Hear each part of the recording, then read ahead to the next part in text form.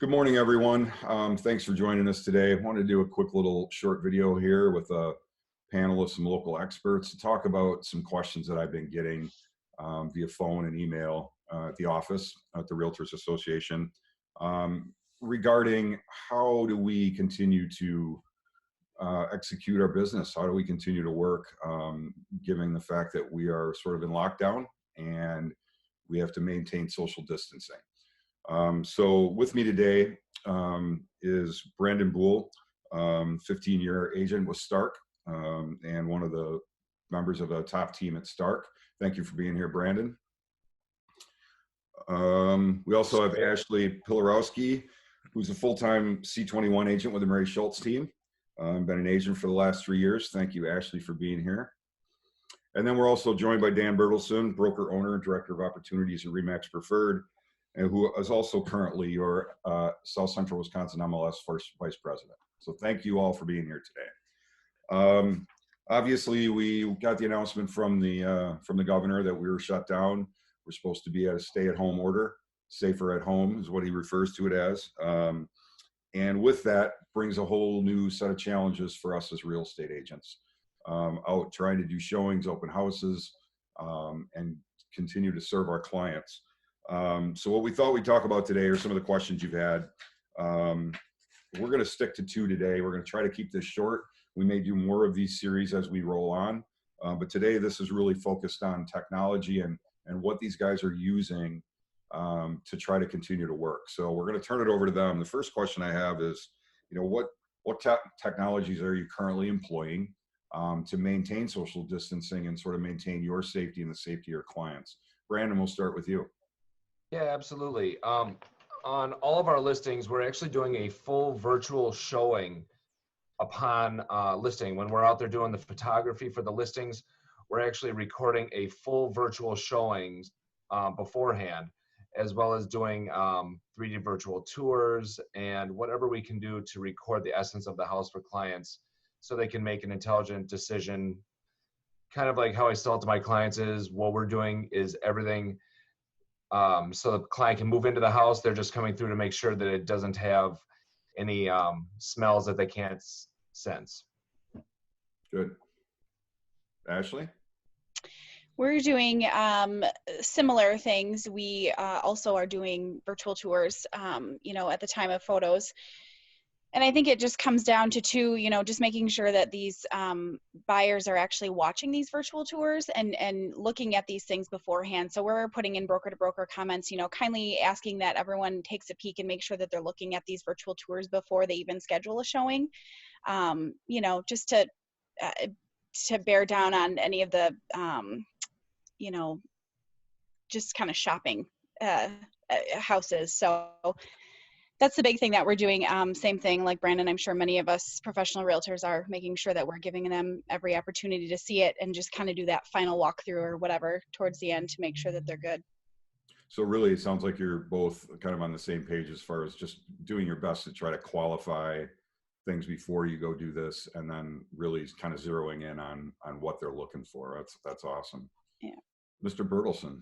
Yeah, Rick, I mean, one thing that I wanted to say about your question in general is that our industry was already kind of set up to do this, which has been really quite, a blessing I think for all of us, because we were already using a high level of tech. And as Brandon mentioned, it wasn't just virtual tours and actually just virtual tours, but now the human part of that. So as far as like Ashley, I think you hit it on the head. It's what we're doing at our company. I think people are using it as a personal policy would be to make sure that you're actually the agent is physically with somebody on a virtual tour, meaning that whether they're on the phone, watching the screen with them at the same time or whatever, just so that the professional can draw out, those questions to maybe stop a showing from having to happen right now.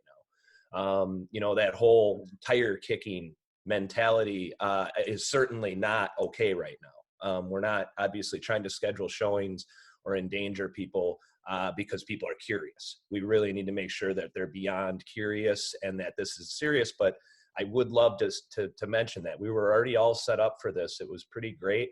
I've watched the inspection world, the appraisal world, the banking world, the title world, the real estate world, and of course you guys at our licensing level and our tech, you know, as far as bringing us everything. We were set up to be able to do this. We had to make a lot of quick little changes, I think, and everybody had to kind of decide how they were going to operate individually. But I just had an agent send a picture this morning with the gloves and the mask on and holding the sold sign. Like, they still closed. And, you know, some people can have their opinions about that, but I think this tech is great. And I think that it's just now adding that human element back to all the virtual tours and some things that we were already using. But the 360 thing Brandon brought up, I think, is the most important right now. Virtual tours are great. Awesome, good pictures are great. But being able to physically, or what I would say virtually, stand in the backyard and be able to go, oh, yep, there's the neighbor's house, there's the neighbor's house, there's the neighbor's house. That right there might be, you know, that's not what that person was looking for. You know, we didn't want to have neighbors at all. Oh, okay, well, boom. Now we don't need to go on that showing because they were able to stand virtually in the backyard and at least look around. The definition isn't as cool as some of the high-end virtual tours, but yeah. Awesome. So you all brought up a good point, and Ashley, you mentioned, you know, making sure to look at remarks, and I want everybody to know that that's been a rule change, right? In the MLS side of things, that we've never allowed virtual tour links in the remarks of listings, but that has been loosened for this purpose, to make sure that those virtual tours are getting out there and they're easy to find. So if you have listings out there right now and you have virtual tours, you are allowed to put that into your remarks just to make things easier to find. So thanks, all really good information. And I want to, this next question sort of ties into something that you mentioned, Dan, which is, you know, we've already been set up for this. And I think that a lot of us, at least a lot of the people that I've talked to, are calling and asking questions that they do already know the answer to. But I think when you get hyper focused on a situation like this, you start to forget about some of the details that are outlying. And this would be one of them. I've seen a lot of people who've done open houses, done virtual tours, taken a lot of pictures. They'll go live before an open house, but they're the same individuals that are calling saying, what do I need? What kind of technology do I need to be able to do this? And so I want to talk a little bit about, you know, what kind of equipment are you using? I don't really, you know, we see a lot of people, I mentioned this yesterday, we see a lot of people out there walking around. I myself, if you see me at events, I've got my little backpack, I've got a portable tripod, I've got my 2 gimbals, I've got a shotgun mic, I've got all these things that allow me to do high quality video on the spot and editing on the spot. We don't really need to do that at this point, right? If you have those things, that's wonderful. But I want to talk a little bit with each of you about, you know, what are the basic equipment that you need? And again, we'll start with you, Brandon. Yeah, basic equipment, frankly, we already have it. It's your phone. I've been getting a lot of calls from other agents saying, hey, what do I need for technology? Frankly, you just need a phone, and you need to make sure that it's at least a newer phone. I don't want to say that somebody's phone is not as good as somebody else's, but if you're running through trying to do a virtual tour with an iPhone 7 versus another agent that's running through with the new Pixel 4 or the newest iPhone, the stabilization is completely different on those. And you'll notice when somebody's walking through doing a showing and that they're going through with their phone, and you're going to bounce a little bit.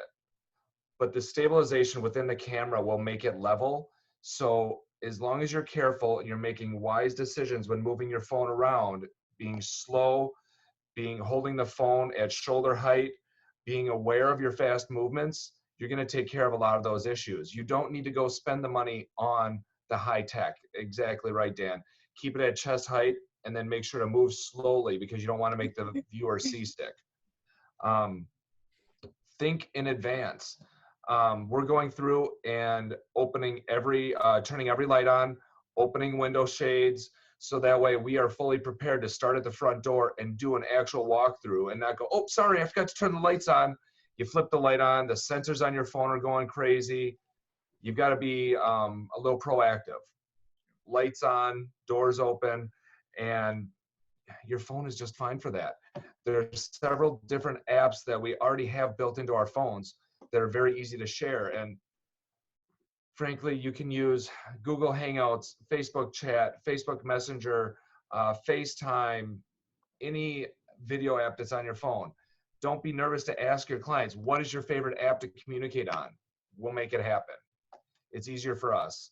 I carry a Pixel 4 as my daily phone carrier, and then I have an iPad as my device of choice to take notes and I have other programs on, so I can use both Apple and Android technology for whatever my clients are happiest with.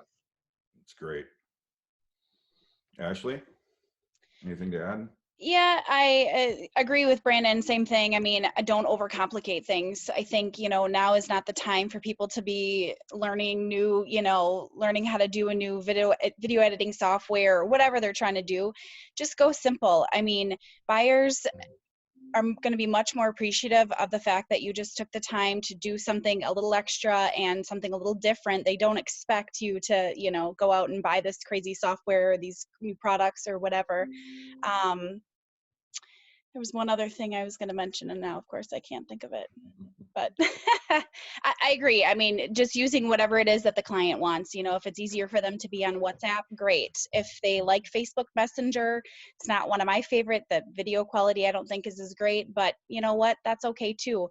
Just doing what you can for the client and don't overcomplicate things. Yeah. Yeah. I guess for mine on the end there, Brandon said it best. We have everything we need already.